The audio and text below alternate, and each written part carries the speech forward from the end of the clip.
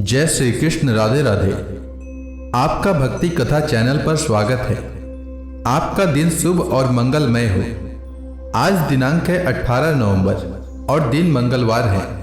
आज मार्गशीर्ष कृष्ण पक्ष की त्रयोदशी तिथि रहेगी सुबह 7:12 तक। उसके बाद चतुर्दशी तिथि लग जाएगी। आज सूर्योदय का समय रहेगा सुबह 6:46 और सूर्यास्त शाम 5:26 पर होगा। ब्रह्म मुहूर्त रहेगा सुबह 5 बजे से सुबह 5:53 तक और अभिजीत मुहूर्त रहेगा सुबह 11:45 से दोपहर 12:28 तक। वहीं राहु काल दोपहर में 2:46 से दोपहर 4:06 तक रहेगा। आइए आज सुनते हैं मार्गशीर्ष मास कथा में भगवान और भक्त रामदास की कथा। दक्षिण भारत में गोदावरी नदी के तट पर कनकावती नामक नगरी में रामदास नामक चमार रहता था। वह जाति से नीच माने जाने पर भी हृदय से अत्यंत पवित्र, सत्यनिष्ठ और भगवान का भक्त था। उसकी पत्नी मूली भी पतिव्रता और भक्त थी। दोनों मिलकर जूते बनाते और ईमानदारी की कमाई से जीवन यापन करते। बचा हुआ धन वे अतिथि सत्कार और दुखियों की सेवा में लगाते थे।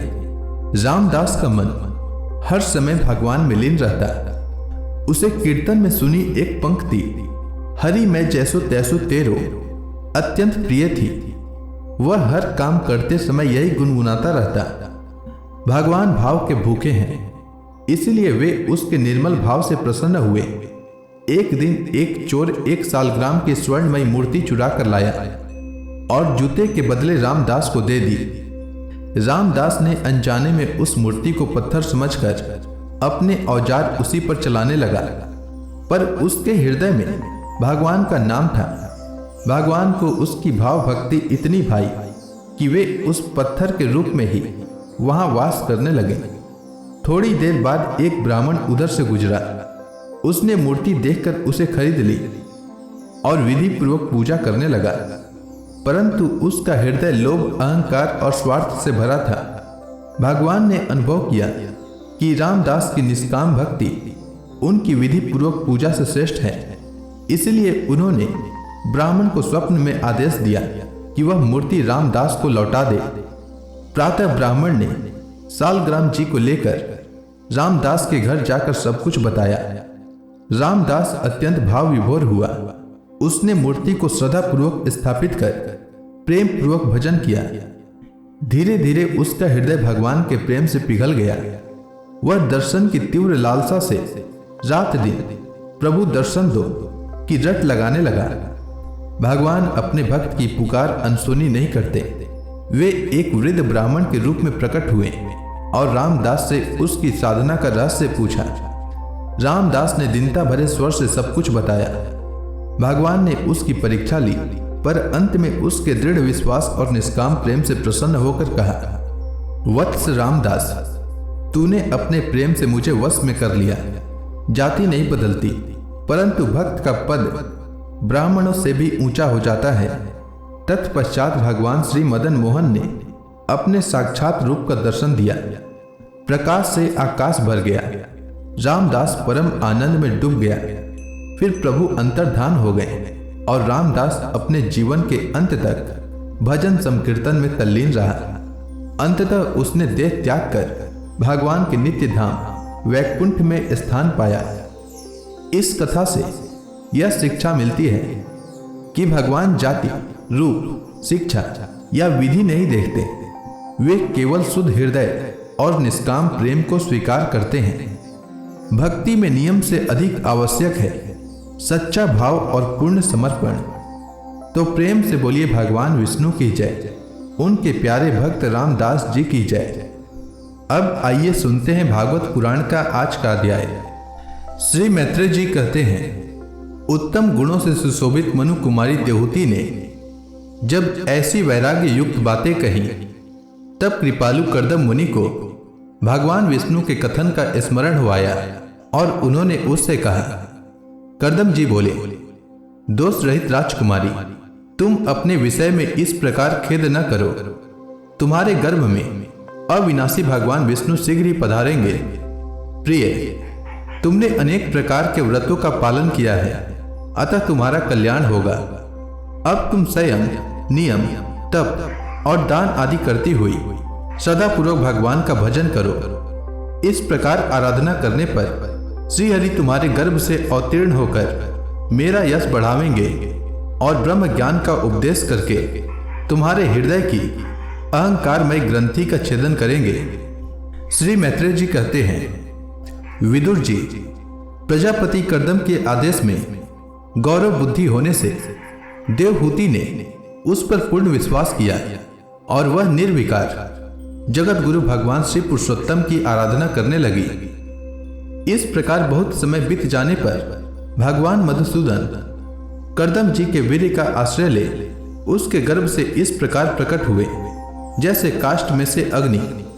उस समय आकाश में मेघ जल बरसाते हुए गरज गरज कर बाजे बजाने लगे, गंधर्व गण गान करने लगे और अप्सराएं आनंदित होकर नाचने लगी। आकाश से देवताओं के बरसाए हुए दिव्य पुष्पों की वर्षा होने लगी। सब दिशाओं में आनंद छा गया, जलाशयों का जल निर्मल हो गया और सभी जीवों के मन प्रसन्न हो गए।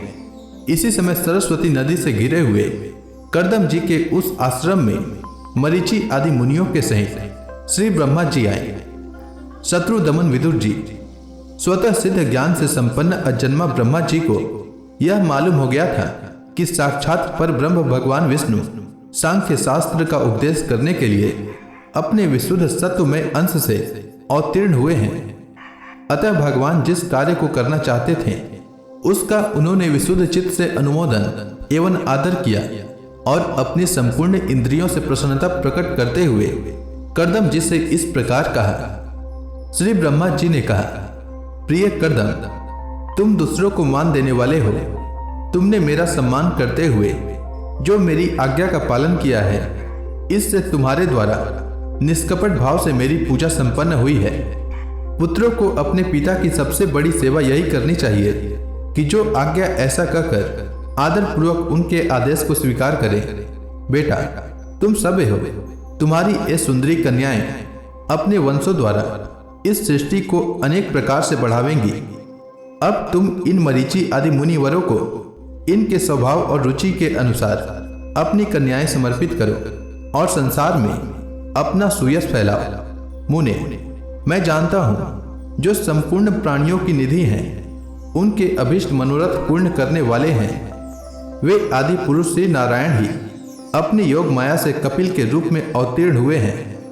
फिर देवहूति से बोले, राजकुमारी, सुनहरे बाल, कमल जैसे विशाल नेत्र और कमलांकित चरण कमलों वाले शिशु के रूप में कैटभासुर को मारने वाले साक्षात श्री हरि ने ही ज्ञान विज्ञान द्वारा कर्मों की वासनाओं का मूलोच्छेदन करने के लिए तेरे गर्भ में प्रवेश किया है। ये अविद्या जनित मोह की ग्रंथियों को काटकर पृथ्वी में स्वच्छंद विचरेंगे।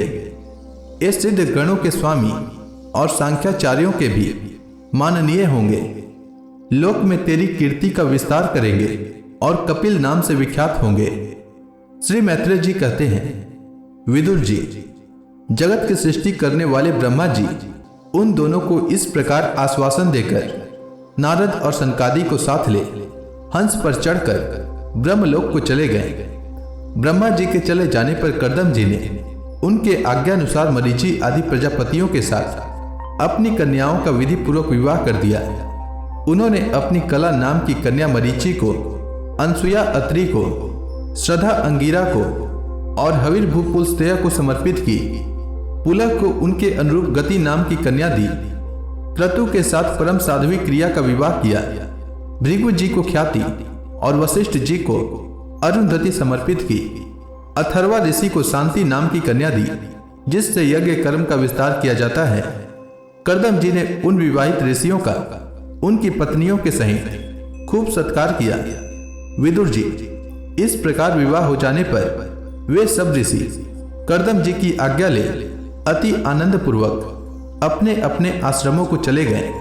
कर्दम जी ने देखा कि उनके यहाँ साक्षात देवाधिदेव श्री हरि ने ही अवतार लिया है, तो वे एकांत में उनके पास गए और उन्हें प्रणाम करके इस प्रकार कहने लगे, अहो, अपने पाप कर्मों के कारण इस दुखमय संसार में नाना प्रकार से पीड़ित होते हुए पुरुषों पर देवगण तो बहुत काल बीतने पर प्रसन्न होते हैं, किंतु जिनके स्वरूप को योगी जन अनेकों जन्मों के साधन से सिद्ध हुई सुदृढ़ समाधि के द्वारा एकांत में देखने का प्रयत्न करते हैं, अपने भक्तों की रक्षा करने वाले वे ही श्री हरि हम विषय लोलुपों के द्वारा होने वाली अपनी अवज्ञा का कुछ भी विचार न कर आज हमारे घर अवतीर्ण हुए हैं।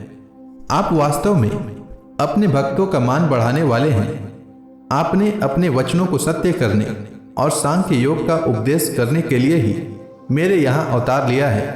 भगवान, आप प्रकृति रूप से रहित हैं। आपके जो चतुर्भुज आदि अलौकिक रूप हैं वे ही आपके योग्य हैं, तथा जो मनुष्य सदृश रूप आपके भक्तों को प्रिय लगते हैं वे भी आपको रुचिकर प्रतीत होते हैं। आपका पाद पीठ तत्व ज्ञान की इच्छा से विद्वानों द्वारा सर्वदा वंदनीय है, तथा आप ऐश्वर्य, वैराग्य, यश, ज्ञान, वीर्य और श्री इन छहों ऐश्वर्यों से पूर्ण हैं। मैं आपकी शरण में हूँ। भगवान, आप पर ब्रह्म हैं। सारी शक्तियाँ आपके अधीन हैं।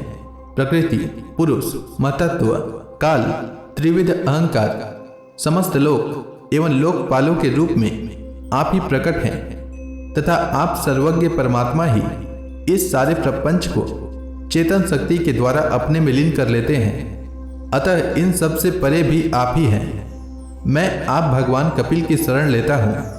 प्रभु, आपकी कृपा से मैं तीनों ऋणों से मुक्त हो गया हूँ और मेरे सभी मनोरथ पूर्ण हो चुके हैं।